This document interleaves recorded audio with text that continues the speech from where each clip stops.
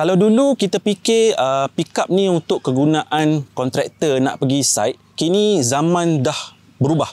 Jadi sebab itulah Isuzu keluarkan model 2022 yang dipanggil Isuzu D-Max X-Terrain yang baru ni, yang mana kereta ni suit multi-purpose use.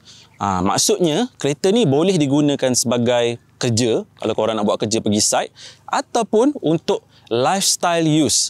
Lifestyle use tu korang boleh guna untuk family ke, casual use ke, no problem. Sebab ciri-ciri yang ada dekat dalam X-Terrain baru ni sangat power dan best. Hari ni kita buat sesi pandu uji bersama tim Isuzu D-Max X-Terrain. Kelebihan sistem ADAS yang ada dekat D-Max X-Terrain ni, saya boleh guna function adaptive cruise control yang mana saya set speed dia katakanlah 80. Okey. Saya tak payah kontrol brake dan tak payah kontrol pedal minyak, sebabnya bila kereta saya ni rapat dengan kereta depan, dia akan follow speed kereta depan. So kalau kereta depan tu slow, katakanlah speed dia 60-70, kereta saya akan follow dia. Kalau kereta depan tu keluar lane, kereta saya ni akan patah balik kepada speed asal yang saya set, which is 80 km/h. Ciri-ciri safety kereta D-Max X-Terrain ni ada banyak sebenarnya. Dia ada lane assist, dia ada blind spot, dia ada adaptive cruise control, siap control lagi braking dengan throttle. Macam contoh sekarang saya cuba-cuba nak keluar lane kan.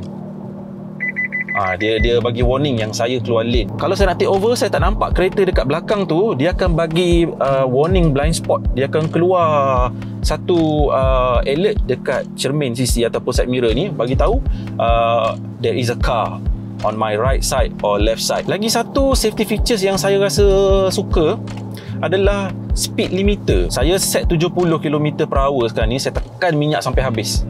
Saya dah tekan minyak sampai habis dah ni. Dia tak bagi. Dia bagi sampai 70 je.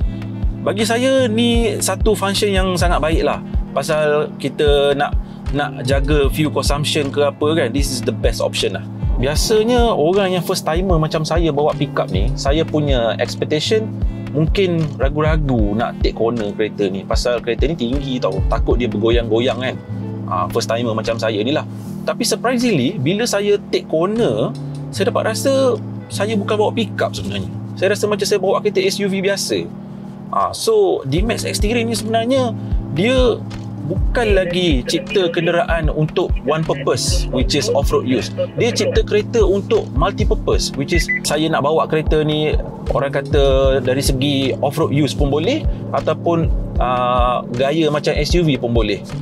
And then the best part about kereta pickup ni, dia punya torque tu sangatlah tinggi, 450. Sekarang ni kita nak pandu uji stop and start punya function. Maksudnya kita pakai adaptive cruise control sekarang ni, kita follow speed kereta depan.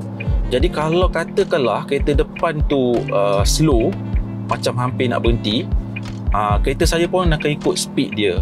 Tapi macam mana pula kalau dia terus pecut pergi? Adakah kereta saya akan follow juga dia? Instructor kata trust the car. So saya trust Isuzu D-Max X-Terrain. See? Stop sendiri. Stop sendiri. Kaki saya tak buat apa-apa pun. Okay, kereta dekat depan tu take off. Saya pun take off juga, tanpa tekan pedal minyak. Dan dia akan follow balik speed dekat kereta depan tu. Okay, sekarang ni saya akan ceritakan tentang exterior kereta ni. More or less dia punya look lah. Kalau dulu kita tahulah model Isuzu yang dulu ni design dia berkotak-kotak kan. Tapi sekarang tidak lagi, sebabnya Isuzu sekarang dah buat sebuah design yang suit lifestyle dan juga design yang agak agresif. Seperti mana yang korang nampak lampu dia ni, projector LED, which is sangat canggih, dan dia punya size pun tak besar, cute, just nice. Tapi dia punya grill ni agak garang, macam ada taring. Seolah-olah kalau kereta ni berada dekat belakang korang kena bagi laluan untuk kereta ni. So kat sini kalau korang tengok, dengan mode 2H saya tak dapat melepasi halangan ni, maka instructor suruh saya tukarkan kepada mode 4 height. So dengan 4 height sama juga, saya tak dapat melepasi halangan ni. Dan instructor suruh saya turn on kan differential lock, tapi saya kena tukar kepada 4L, and immediately saya melepasi halangan ni. Good job X-Terrain. Ujian yang saya sedang lakukan sekarang ni adalah saya nak keluar parking tetapi ada halangan di sebelah kanan di sebelah kiri membuatkan saya tak nampak nak reverse. So, dengan adanya rear cross traffic alert ni, apabila saya reverse, Xterrain akan memberi indikator di cluster meter dan juga cermin sisi mengatakan ada kereta ataupun objek yang akan pas ke belakang ataupun lalu di belakang saya. Cuba korang bayangkan nak keluar parking dalam keadaan cepat, korang sepatutnya nak reverse tapi korang pergi masuk gear D. Terus langgar dinding, hancur kereta. Tapi dengan Xterrain ni mempunyai safety features 80 pedal misapplication mitigation ni, yang mana bila berlaku hal seperti tadi, dia akan cut power. Maka dia akan pergi ke depan secara perlahan. So, tayar yang diberi adalah tayar all terrain. Maksudnya, tayar ni korang boleh guna untuk road use dan juga korang boleh guna untuk light off-road. Okay. Dan juga kalau korang tengok design spoke rim dia ni mungkin nampak macam kurang menarik kan. Tapi ada sebab kenapa Isuzu buat macam ni. Kerana dia nak mengelakkan batu-batu kecil masuk kat dalam disc brake dan rosakkan brake braking system. So design ni sebenarnya ada protection daripada batu-batu kecil. Okay geng, sekarang ni dia suruh saya pecut dan langgar je kereta depan tu tanpa tekan brake.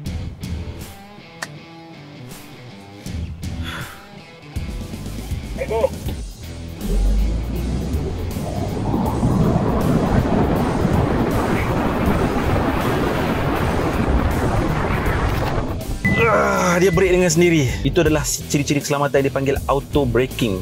Sekarang kita tukar color warna oren pula lah. Cakap pasal color ni, Xterrain 2022 dia ada color baru iaitu warna onyx black dan juga pearl white tu. Okey. Lepas tu yang warna biru ni korang nampak ni, dia dah tak buat lagi. Dah tak ada production yang biru ni untuk 2022. Lepas tu dia ada warna oren ni lah. Okey, ada satu benda yang saya rasa sangat memudahkan, sangat convenient. Yang mana kalau korang buka dia punya terang ni, korang lepaskan je. Dia ada terang. So korang tak payah nak risau tentang bank terang tu lah. Biasa kalau kita buka dia terus jatuh bank macam tu kan. Tak payah, dia dah ada terang dah sekarang. Itu tidak cukup lagi. Dia ada satu benda lagi yang saya rasa sangat-sangat memudahkan, iaitu tray. So korang just tarik je tray ni. Okey, lepas tu kalau korang ada barang, kotak besar ke apa ke, korang tak payah panjat dah. Letak je barang-barang korang tu, lepas tu korang just tolak je. Siap. Okey, cuma tray ni saya diberitahu adalah optional. Jadi kalau korang beli Xterrain 2022 ni, kalau korang nak tray ni, korang kena request optionally lah. Okey geng, sekarang ni saya nak bercerita pasal interior dan ciri-ciri yang ada kat dalam kereta ni lah. To be honest, banyak sebenarnya. Saya rasa saya pun tak dapat nak explain secara keseluruhan. Tapi saya explain apa yang best je lah. Okey, sekarang ni saya keluarkan handphone saya. Sebab saya diberitahu dia ada wireless charger dekat bawah ni. Saya just letak je. Saya tak tahu handphone saya support ke tak, tapi saya try. Yeah, support. Dan saya diberitahu wireless charger ni adalah 15 watt. 15 watt setahu saya dah diconsider sebagai fast charging lah. Okey. Lepas tu kalau korang tengok dia punya infotainment ni, touchscreen ni agak besar size screen dia. So dia ada function Apple CarPlay. So Apple CarPlay ni saya diberitahu first kali kita kena cocok dulu kabel dekat USB dan dia kena set up dulu for the first time. Lepas tu next time kita nak guna Apple CarPlay ni, kita tak payah dah pakai kabel tu sebab dia dah ada memori dah dekat situ. Lepas tu saya diberitahu Android pun boleh pakai juga. Cuma Android ni bad news untuk korang. All the time korang kena cocok je kabel untuk access Android player kat sini lah. Okay.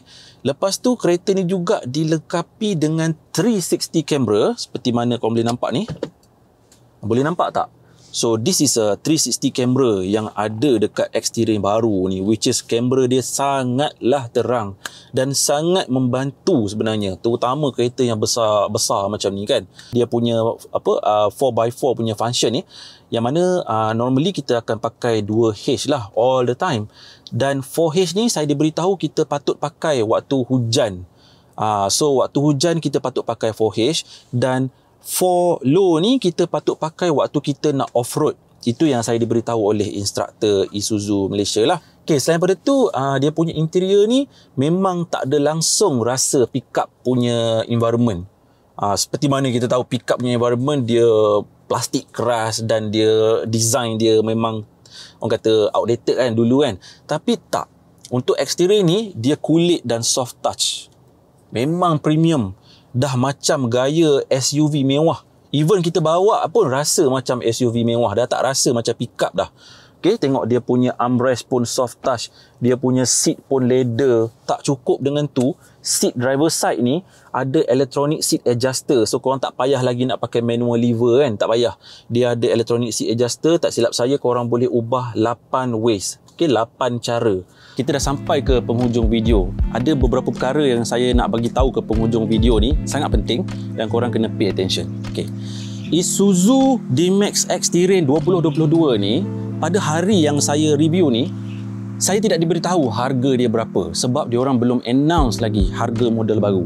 Mungkin by the time korang tengok video saya ni, Isuzu dah pun update dekat website diorang berapa harga X Terrain 2022 ni. Saya nak ucapkan terima kasih dekat Isuzu Malaysia kerana menjemput saya untuk pandu uji kereta ni dan buat review kereta ni.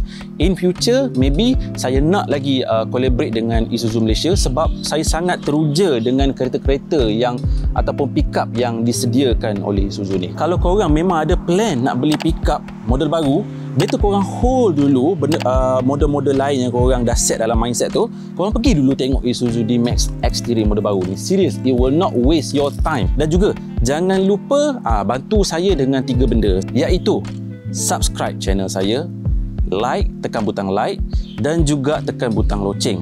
Dengan 3 butang ni lah saya boleh maju lagi untuk buat video-video kereta terbaru untuk korang. Sehingga kita berjumpa lagi pada next episode. Assalamualaikum.